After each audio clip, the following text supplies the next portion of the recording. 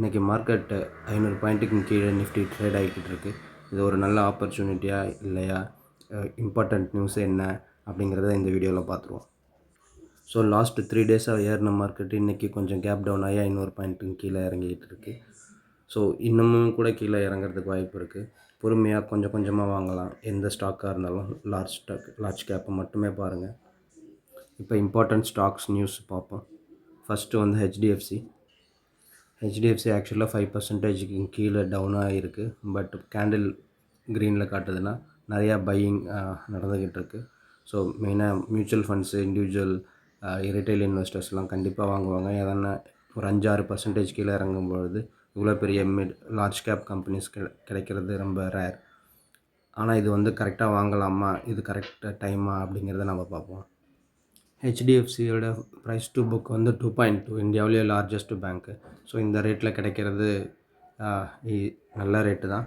But இன்னும் கூட ஒரு 2க்கு கீழே போகும்போது வாங்கினா இன்னும் நல்ல ரேட்டாக இருக்குன்னு நான் நினைக்கிறேன். ஸோ எதனால் இன்றைக்கி ஹெச்டிஎஃப்சி பேங்க் கீழே விழுந்திருக்குன்னா, அதனுடைய சேர்மேன் வந்து அட்டன் டு சக்கரவர்த்தி ரிசைன் பண்ணியிருக்காரு. அவருக்கு வந்து கம்பெனியோடைய பேங்க்கோடைய பாலிசிஸும் இதுவும் கரெக்டாக என்னுடைய இதுக்கு அலைன் ஆகலைன்ற மாதிரி சொல்லிட்டு ரிசைன் பண்ணியிருக்காரு. ஸோ அவருக்கு பதிலாக புது சிஇஓவாக இன்டரிம் சிஇஓவாக கிக்கி மிஸ்ட்ரியை அப்பாயிண்ட் பண்ணியிருக்காங்க. ஸோ மார்க்கெட்டில் இன்றைக்கி யூஎஸ் மார்க்கெட்லேயும் சரி, இங்கேயும் சரி, ஹெச்டிஎஃப்சி பேங்க் நல்லா டவுன் ஆகிருக்கு. ஒரு கட்டத்தில் 8% வரைக்கும் கீழே போனது. இப்போ 4% மேலே டவுன் ஆகி ட்ரேட் ஆகிட்டுருக்கு.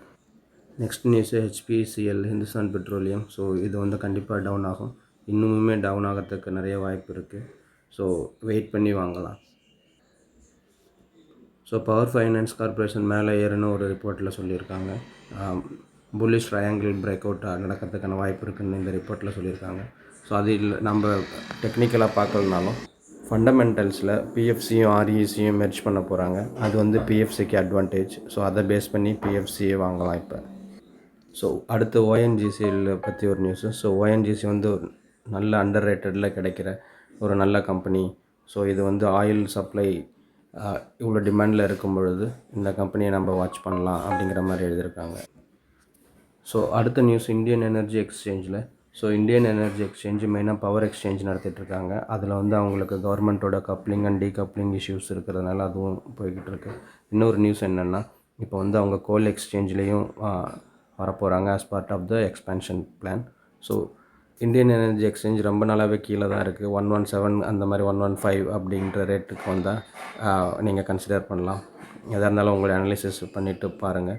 இந்த மாதிரி லேட்டஸ்ட் நியூஸ் வேணும்னா என்னுடைய சேனலை சப்ஸ்கிரைப் பண்ணுங்கள்.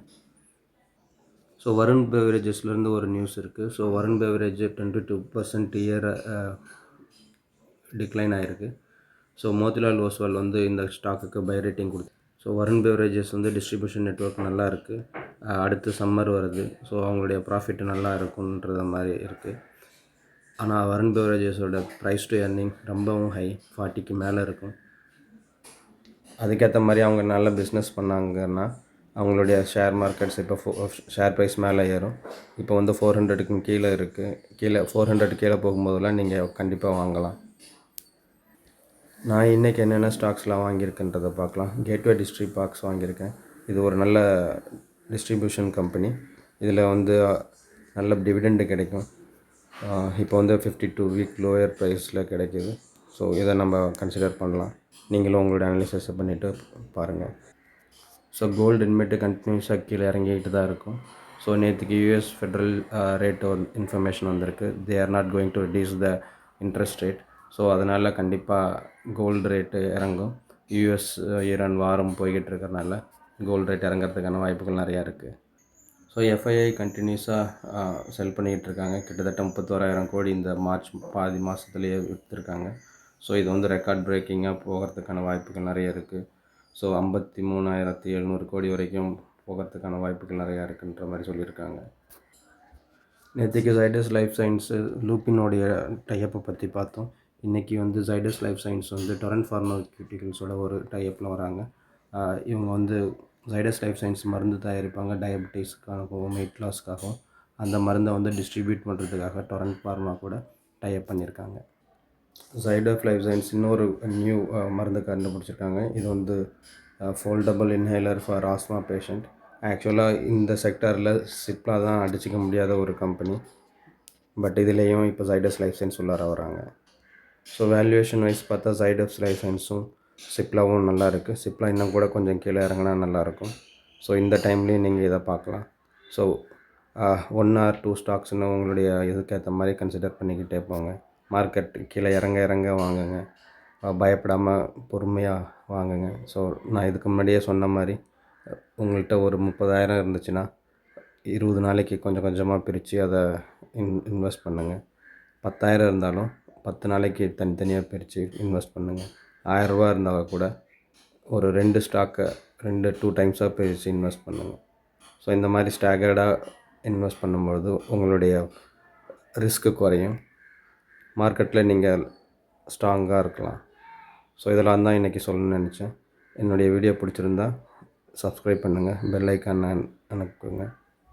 தேங்க்ஸ் ஃபார் வாட்சிங்.